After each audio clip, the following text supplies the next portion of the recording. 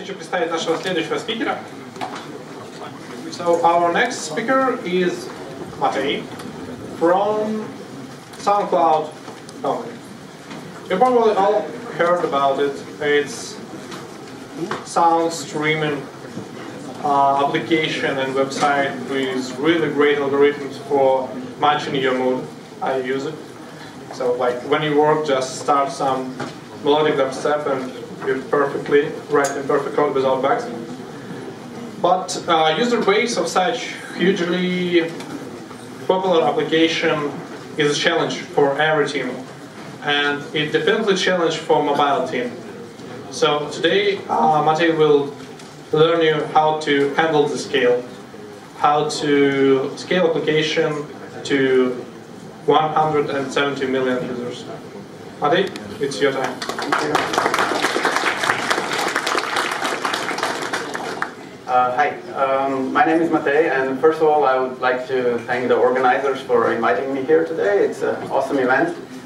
For the most part, I actually understood everything, so it's so wonderful that you do slides in English, actually, because I was able to follow. Today, I would like to share a little bit of our story of how we scaled our app to 175 million active monthly active users, obviously on all platforms. But what this talk is not going to be about is like, you know, sending you home with like box of advices that you can apply to your code. I don't really believe in that. What I just want to do is basically share our battle wounds with you, and so tell you where we, you know, screwed certain things and where we feel we're on the right path to make things happen. And before I go there, I want to tell you a little bit about the SoundCloud iOS application. So essentially, we started in around 2008 with 0 users. Mobile app was very quickly actually launched together with the product. It was done by an agency. They did a pretty good job because we ran that app for quite a few years. But at some point, we were basically unable to scale that app. So the company decided to hire a team of 6 people. That was just a few months before I joined. And there was a decision made to rewrite the app from scratch, which, you know, looking in retrospective, probably wasn't the best decision possible, but that could be another talk.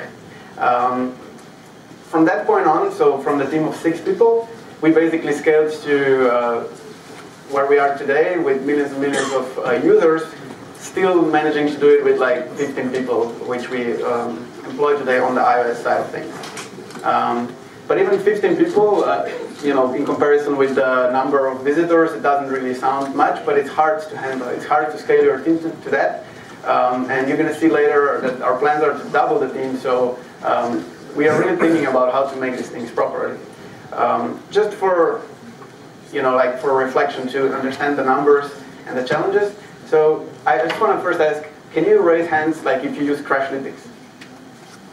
All right, perfect. Now keep your hands in the air if you don't care about crashes that are less than 1%. 0.5%? Okay, I was expecting quite a bigger number.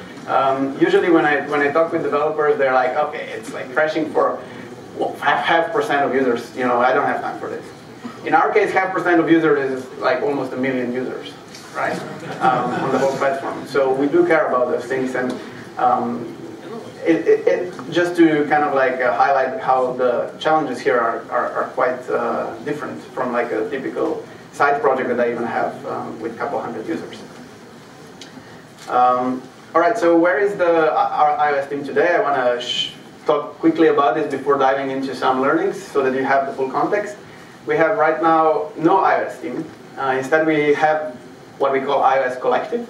That is basically a group of people that work on iOS, but they don't work together. They or we meet once per week.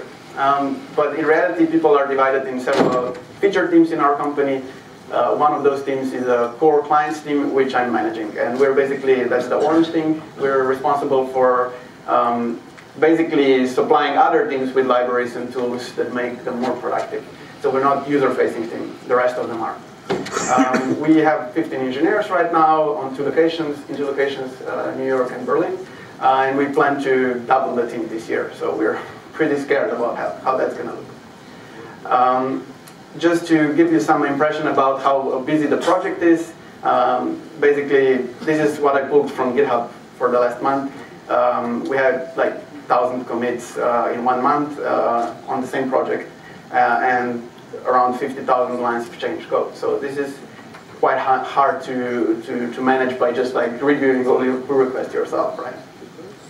And we had like 150 pull requests this month. The project itself is also quite interesting to look at. I use the tool called CodeSyn. I linked it in the slides in case you guys want to check it out. It's pretty expensive actually, but they have some free community versions. It gives you kind of an X-ray into your project from perspectives that you never thought of. And one of them is like, how old is your code? So what's the old, like the files that you touched, when was the last time you touched them? And what I can see here is that basically, so in the bottom scale you see months, and on the left side you see percentages of files. And what you see is that majority of the files are actually younger than a year, even though the project is older. Which means we're essentially touching a lot of files all the time, and there's not much code just rotting somewhere in the corner. I don't know if you can see this, but this is another way of looking at the same data in our project. Every circle is a folder essentially, and yeah, everything looks blue on those displays, doesn't it? But actually the blue dots are supposed to be the files that you didn't touch.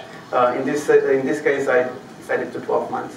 So basically only the very rare files in our whole file system on the project have been not touched recently. Yeah, we heard a few things about that today. And I think somebody complained that the build time can be longer than 2 minutes if you had unit tests, right?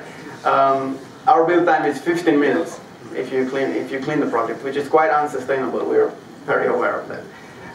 We have about 13,000 unit tests that run about 5 minutes after the app is built. We also have around 400 exceptions tests still running on the old Frank Cucumber setup, and we want to migrate it to the new Xcode interface tests, but for now it's there.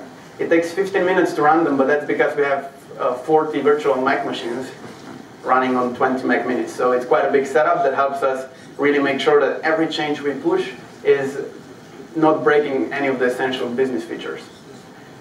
Actually, this is how our Mac farm looks. It's quite cool. I sometimes just go there to observe it. Okay, so now that we understand like where I'm coming from, because I have to say I realize that not every team and every company is in the same situation. Even at that scale or at bigger scales, problems might be different. So I wanted you to understand where we are. And from that perspective, I would like to explain to you what I feel is a way to do a sustainable growth.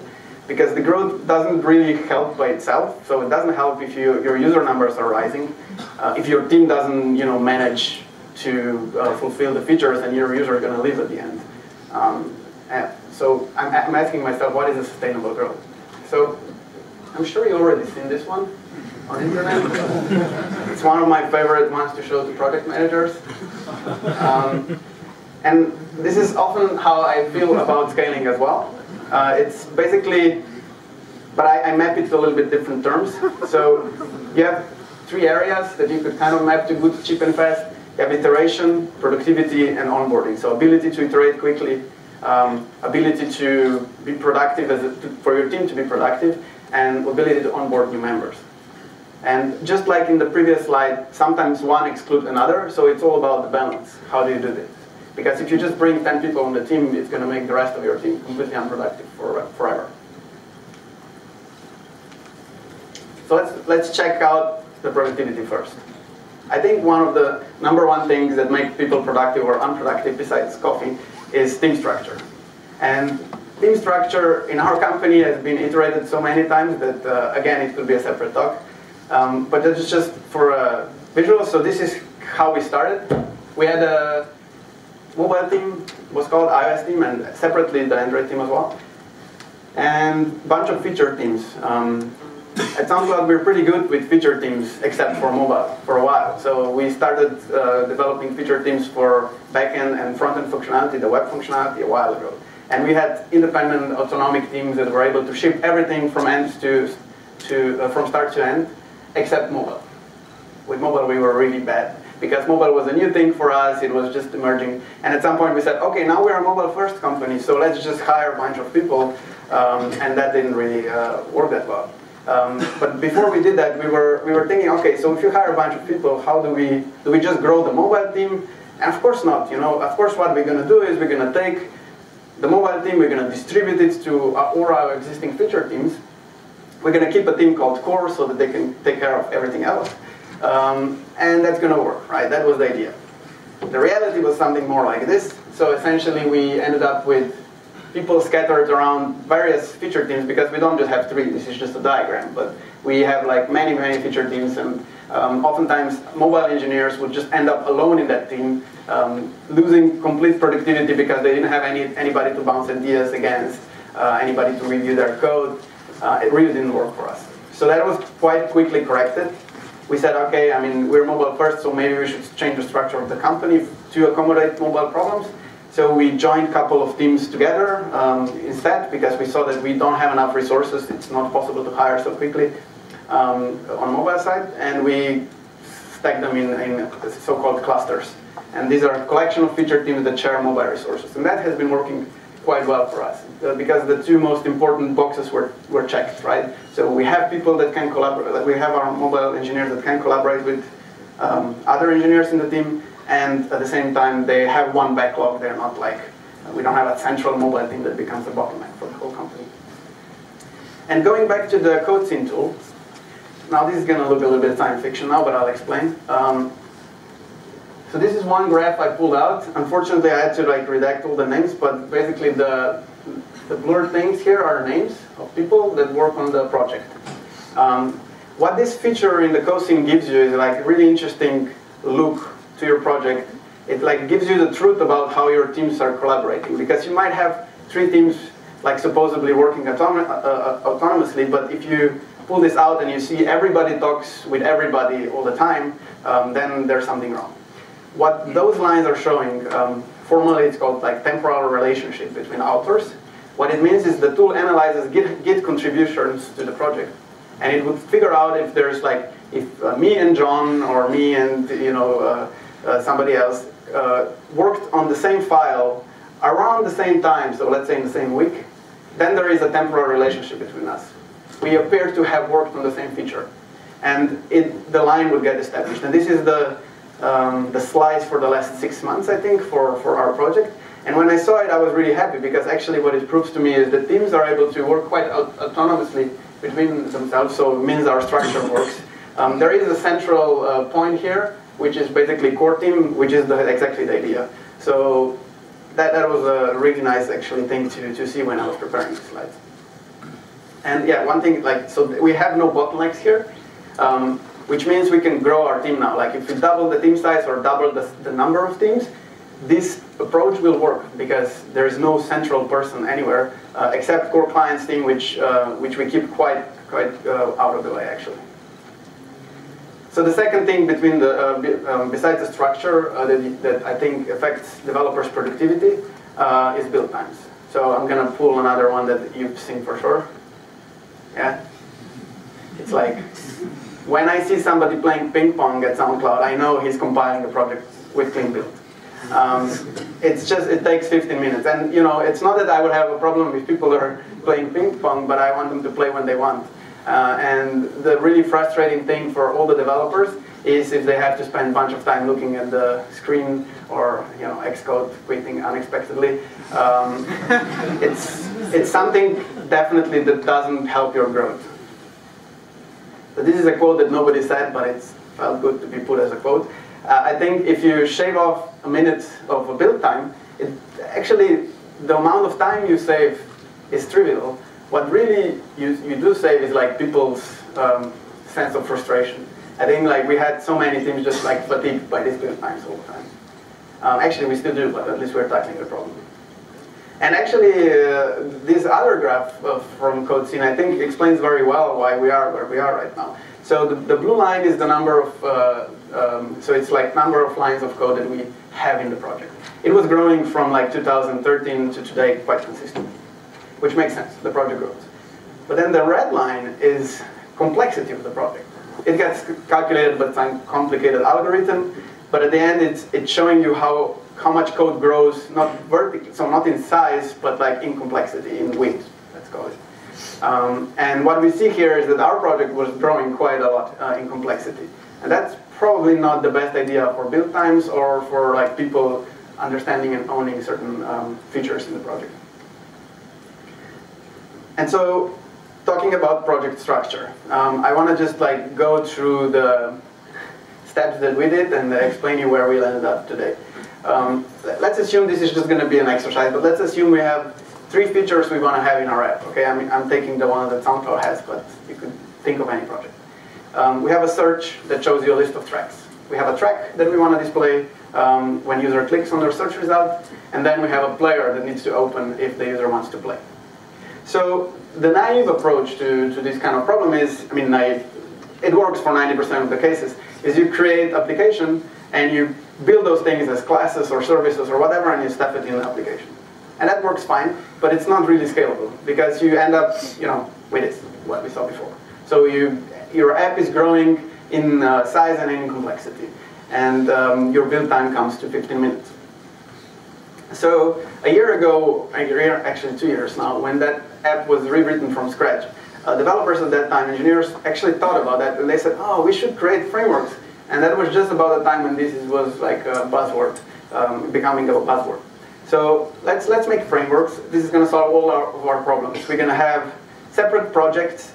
Each of the projects are going to like cover one of the important features we have in the app. It's going to allow teams to independently work on those features. We could ship those features to other platforms. It's going to be great. And so this is how, you know, the idea looked originally.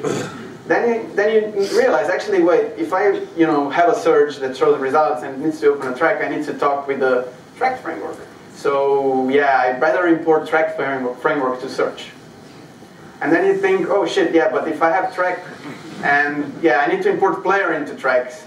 But wait, player has a link to search, and you end up with exactly the same thing we just saw before, just that now you add it to your build times, because you have 4 projects building. So yeah, that's what we did. And now we realize it doesn't work, I mean, a while ago, and we went back to the drawing board and we said, okay, this is not working, so what do we do? So we still have those 3 features, or 15, or whatever. What if we add a thin framework in the middle, and you know, you can call it however you want. I call it definitions framework here. What we're doing here is we added a new framework that only contains protocols. And we're going to use this framework to basically do a dependency injection on the level of frameworks. So what we do is application instantiates this framework, and it injects all those 3 features into it. What that means is when search needs to open a track, it doesn't know anything about track framework. It only knows about definitions framework. It means that it can then reach to the definitions framework and say, hey, open a track. And then whoever implemented that protocol that is agnostic to actual concrete implementation can then just handle this. What that means is you now have independent pieces of code, projects that you can actually pull out, that you can actually use on different platforms, and that you can actually build without knowing for other frameworks. So your build times start normalizing because you finally have atomic pieces of code. And actually that's, yeah, and obviously that talks with application. That's what we've been doing in the last 6 months. Because of our past experience, we are taking very slow steps this time. But it's confirming in our eyes that this is a good approach. And we are probably going to start building all the new features in that way in the next weeks. Second very important thing, onboarding. So, you know, let's say you got financing or whatever, and your CTO comes to you and he says, hey, we can actually hire 15 people. And then you're like, no. Because the problem is, as we know, that you can't deliver faster just because you add more people. I mean, yes, ultimately, but it can actually make you slower in the short time. Velocity of your current team members is going to go down short term, and also long term, because you're going to add more people to the project, you're going to have problems with complexity of the project. Like, think of it, 15 people committing to the same project is not the same as one. So how do you solve this? Like, you want more people. How do you make sure that those people are onboarded in a sustainable way? So I just wanted to take a showcase, like a case study from our project as well. Obviously without the name, because probably that person would kill me otherwise. And so what we see here is that person joined the company in July. Was interviewed in July, and then somewhere around September actually joined the team. And then it took like 2 months for that person to, or almost 3, to become productive. Now, that might be fine, but it's definitely not ideal. You don't want people to be in these situations where they need months. And actually in this particular case, which we analyzed, the problem wasn't even that that person would be slow to get things. It's just that like nobody had time for him. And how do you scale, your team if you cannot guarantee time from current team members? You actually, not that you can't guarantee it, you don't want to spend current team members' time. So what we did is like, yeah, let's automate it, right? We're developers. So we did a self-onboarding exercise. It took a while, and it's still in progress in a way, but we pushed some people through that onboarding, and we got really good results. Essentially, it's a bunch of README files on a special GitHub repository that explains to you feature by feature, in terms of architecture, how we do things at SoundCloud. And then every chapter ends up with an exercise.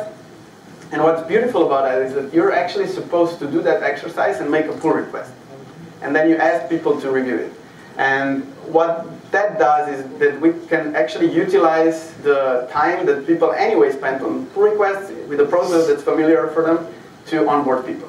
And obviously, new members can still talk with other people, we encourage that. But if they can't, or if they're in another location, or if they didn't even join yet, but have time to do these things, they're able to. They're able to just pick things up on their own. The second thing that we do to make things easier is playgrounds. Playgrounds is a really nice way to document features at a high level. So for example, this is an actual playground for our search top results. And basically, what you get with this is not only you can document it and it's a nice way to show code and people can go and play with it, you also are automatically making sure that this will compile because it's part of the project.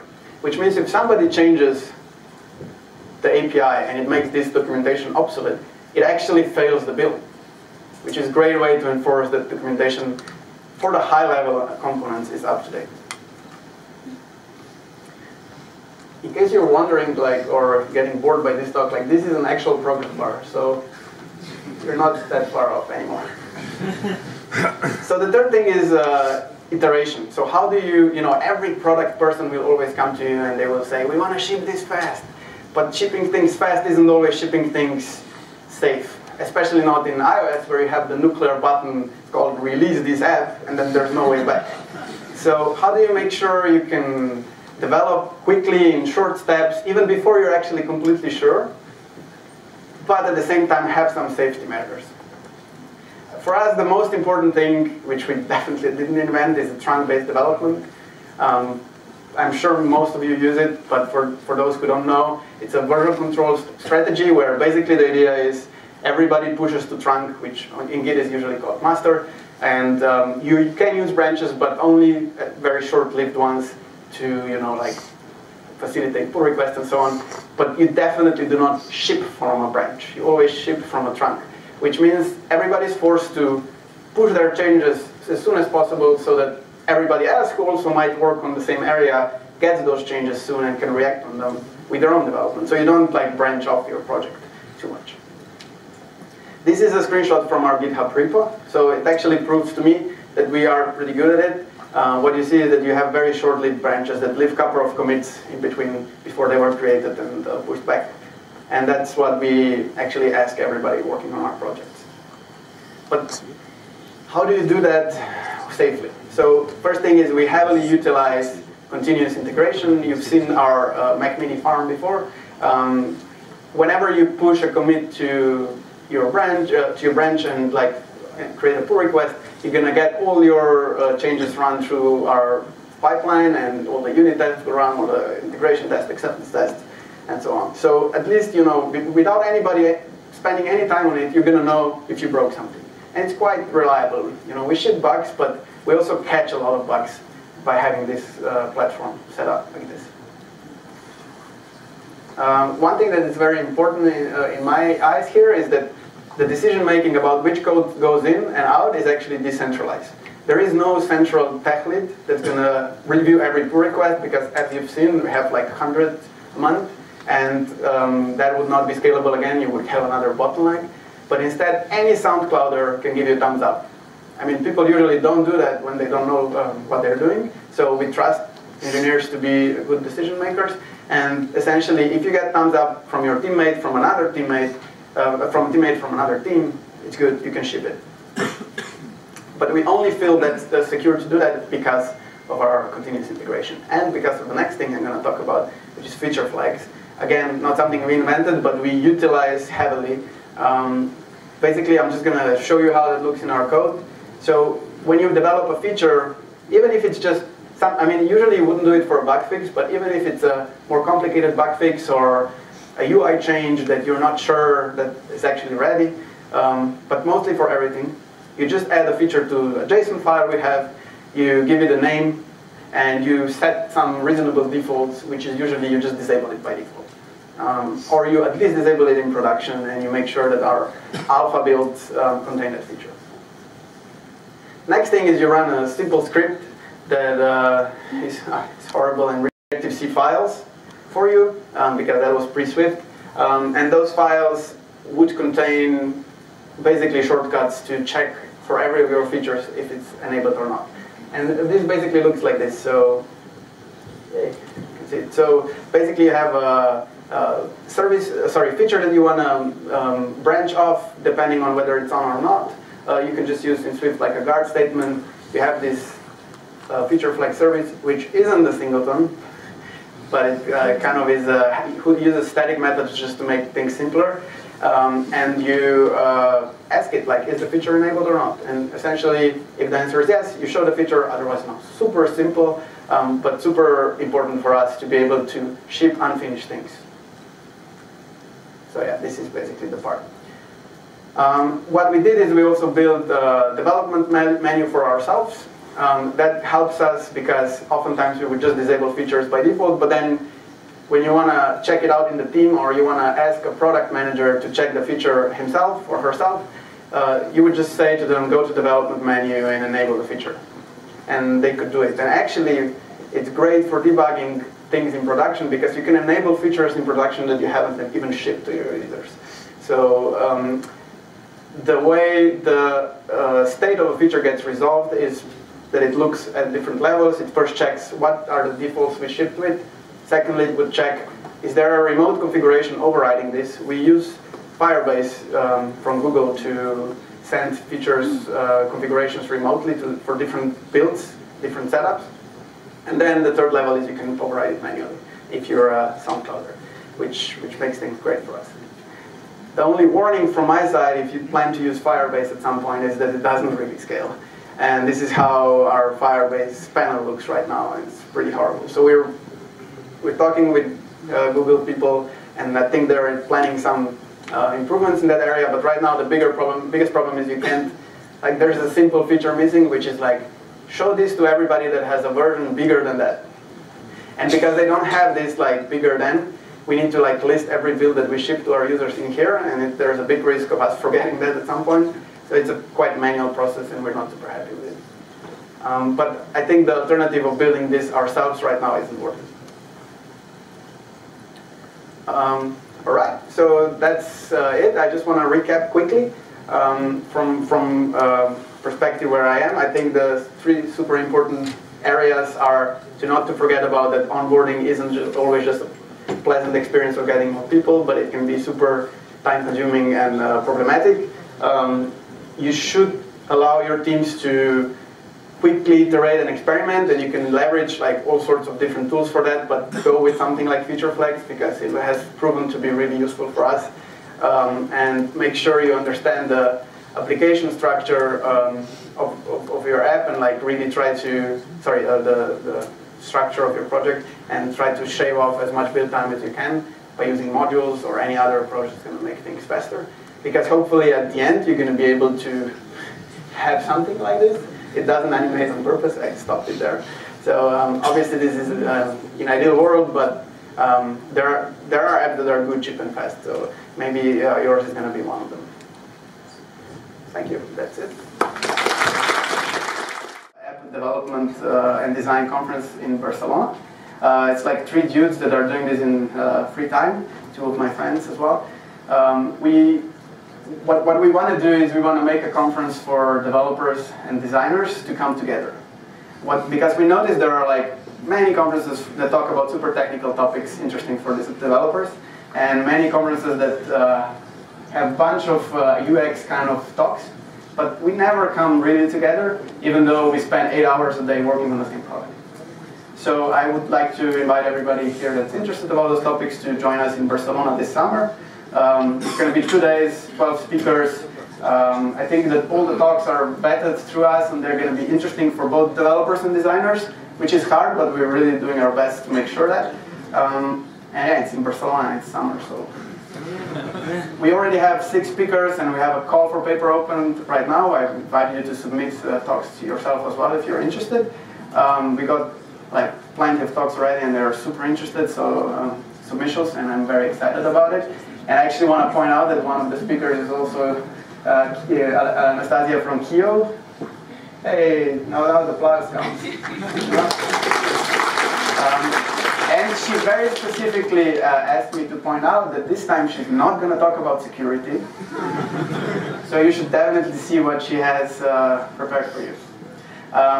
To close up, I do want to offer the community here a discount because, well, it's good for us to promote it like that, but also we feel that you always have to give something back to the community. So you're welcome to use this for a cheaper purchase. Wait a second. I'll leave this slide up, just, you know. First of all, thanks for an amazing speech. And I have a little question. How do you address vision of big picture between designated feature teams? And how you address an issue, let's say a case study that some team, for example, orange team, come for some solution, and after that blue team encountered similar problem. How do you make sure that they will reuse the same solution between teams? Very good. What you're going to get when you have feature teams, you're going to have teams working on the similar problems from different angles. Our philosophy is, especially now when we are transitioning to more framework-oriented development, essentially do whatever you need to do to ship that thing. So the mentality is also very similar to like working in an agency when it comes for within the team. Ship it. But identify it as a technical debt if it's needed, and if we in core clients team or any of the tech leads actually detect that there are problems that are being like solved many times over again, we would come in and we would say, this looks like something worth harmonizing, but we always put a cost to it. So, you know, actually for us it's acceptable to have different approaches to the same problem within our app, if that means we're shipping faster and it doesn't destabilize the whole system, as long as the cost of that is like cheaper than actually building it properly. And oftentimes we would just walk in, take this kind of problem exactly in my team, and try to build like a more generic solution and then offer it as a tool to everybody. Thanks for the great report. And my question is next. We have, on one of your slides in presentation, we have a chart called system complexity, and you had 2 lines.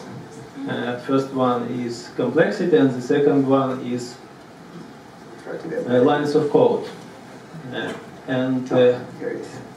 If these lines of code increase in one or several files, it increases complexity and also maintains an extension of the system harder. It's interesting to see such a graph with files classes count. And do you have some limit for lines of code in the file, in one class? Yeah, actually our files are traditionally very small. So it would be like 200 lines. So what you see here is actually lines of code in the whole project. So this is not per file. And yeah, it's what it is. Okay, and essentially, I mean, you know, this is not a tool I wrote myself, and I just wanted to showcase, you know, how actually, like, this is exactly what we're feeling, right? So our project is growing in size, like we're adding new functionality, but it's also growing in complexity. We are making existing features more complex. And this is visible in, like, even if you split class in 3, it's still, you still increase complexity of your functionality a lot. I hope that answered, or maybe you can help me rephrase it.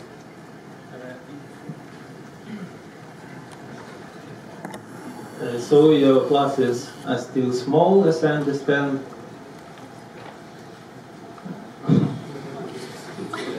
Okay. Maybe I just worded something wrong, I don't know. What I mean, another interesting metrics would be lines of code in particular class. Oh yeah, absolutely. And actually this tool allows you to drill in. We just signed up for it a month ago. So there's, I think, a lot of interesting stuff that's going to be coming out. But my message is more like you should start, like you should look at that at some point. And we're doing very active effort right now to look into this kind of things and like try to normalize it at some point and then make sure we notice if it happens again. But we're far from perfect, definitely. Thanks. I may be stupid, but I didn't. Are we coming back to the chart? Yes. I didn't get how you inject features that are not complete into build. So you're asking about like our definitions framework? No. Next. When you showed a screen where there are features.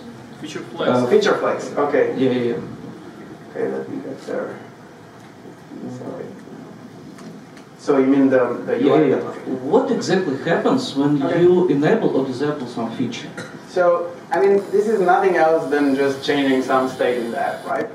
Basically, I'm sorry that it's not more visible, but the right column is what we're getting from the, what we're shipping the app with. So if it's green, it means we ship the feature enabled. If it's not, we disable it. And then the left one is what you manually overrode it. And once if you go to this menu as an engineer or as SoundCloud employee, and you enable this feature, it just means it changed internal state of a feature class. This guy is going to now return true instead of false. So it's nothing magical happens, but if you build your feature in a way that it actually consults this feature flag service, your feature is going to start behaving differently, or it's going to be enabled. If your question is if those things just like happen without restart, because that's a question I often get, no, if you don't plan for it. So we usually don't plan for it, because we ship features with mentality that, like, you know, if we want to enable a feature, it's fine if user gets it with the next restart. We don't necessarily want to do it on one point. And if we use it for internal testing, we also know that, so we just quit that and come back.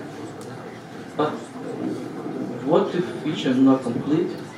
For example, I'm doing one feature and another, and I push my commit, and can you enable my feature in your... Everybody has access to this menu, and they can enable which feature they want, but obviously, if the feature isn't complete, you're just going to get an incomplete feature, so it might be a pretty shitty experience for you. But that's, you know, again, this is for SoundCloud employees, right? So this is not something users can go into. So usually what would happen is you would have an alpha that has a set of features that are all stable, enabled. So you wouldn't enable a feature in alpha, which is built for all of our employees, if you wouldn't know that that feature is like at least semi-stable. Then if somebody comes in and wants to test a feature that is incomplete because they want to just test a fraction of it or whatever, they would go in here and enable it, and essentially with all the risks attached to it. But this is, you know, internal QA stuff, so it's fine. That answers? Maybe there any collision in features. For example, you're doing one feature, you expect one behavior, someone changed it, enabled, all the time. But one thing that helps is our acceptance test framework. So like I said, we have 400 acceptance tests, and acceptance test is like simulator launches and then a series of user actions happen, and then we expect the result. So with that, we can verify that at least we didn't break anything strategic. So if no acceptance tests, no feature here. Yeah. So if you would introduce a feature that breaks acceptance tests, you wouldn't even be able to put that in master. So it's only in master. I have some question about development of new features. So you have a bunch of users, so very big count of users. So on what % you firstly develop new feature, for example, something? I think you use a testing, etc. So what %? What half of %? So here's the thing. First thing that's really good about being Android developer is that you can actually, by default, Google would allow you to do these things. You could like release your app version to just 1% of users, whereas on iOS you can't do that. So that's why your question is very important, because this system actually allows us to still do that in Apple ecosystem. So what we would usually do is, if it's a feature that so there's two things, right? Feature flags are for anything you build. This is not just for stuff you want to try and you're not sure. Everything you build, you put behind feature flag, because that gives you a way to pull out. If you make a critical bug that causes big % of users, like 0.5%, to crash, then you're going to go and like disable the feature and everything is good until the next release. But the second part that you were kind of aiming to was A/B testing, right? And so for A/B tests, we would sometimes have like groups of people that we assign on the server, and we use a different framework for that because unfortunately with Google Firebase it's not possible. And we would release it to like 1% of users with feature enabled, and the rest disabled, or 50-50 depending on what we want to prove or test. So it usually comes from the product. Sometimes product comes and they say, hey, we introduced this improvement in player, it's going to make playback faster, but we're not sure. So we want to test it first. And they roll it out to a certain % observe the metrics, like the analysis, and then decide to either roll it to everybody or not. So thank you for a perfect speech, but I have just one little question. So you said that there was an old version of application, and after that you rewrite it from scratch. Yeah. And I just want to ask you, did this rewrite affect your user, or how did user feel this? What was the conclusion of this rewrite? Did they feel something, or what have happened with users after this rewrite? Yeah, thanks for the question. Basically, when we rewrote it, I mean, I wasn't part of that team yet, but it took them a year to build kind of at least approximate feature parity with the old app. And we had to leave a lot of features out, which made a lot of people unhappy. Some of those features that we left out were decided to be left out of business case, and we just used this opportunity to skip it. Some of them we still want to have, and we didn't do it by today. And I would definitely never recommend just going into this kind of fundamental decisions, just like, yeah, let's rewrite it, but always weigh risks and benefits. And I think there were a lot of benefits to it, but like it's in Slovenian, where I'm coming from, we have a saying like everybody's a general after war. So I don't want to be saying I wouldn't do this decision, but in retrospective, it looks like maybe we could have done things better, yeah, for sure. Hello, thank you for the speech. I just want to ask you, you built so good application with so much users, and of course you use cloud services.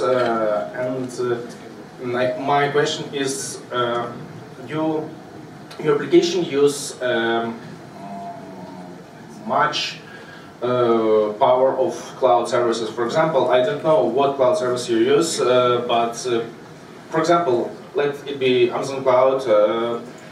Did your team work together with Amazon services to help some improve some maybe special things, or have you work closely with this, because your app has a huge community to use it? Thank you. I mean, I'm not part of the team that works with backend infrastructure. We have a product engineering team that does that, and I think they are in contact with those guys from Google, from Amazon, but I'm not sure. I can't answer that. I know we have special relationship with them, but I don't know how far that goes and if we can actually send feature requests. That's yeah. There's 400 people at SoundCloud almost now, and that part is quite unknown to me when it comes like after the APIs. Okay, thank you for answers. Thanks again. You for questions.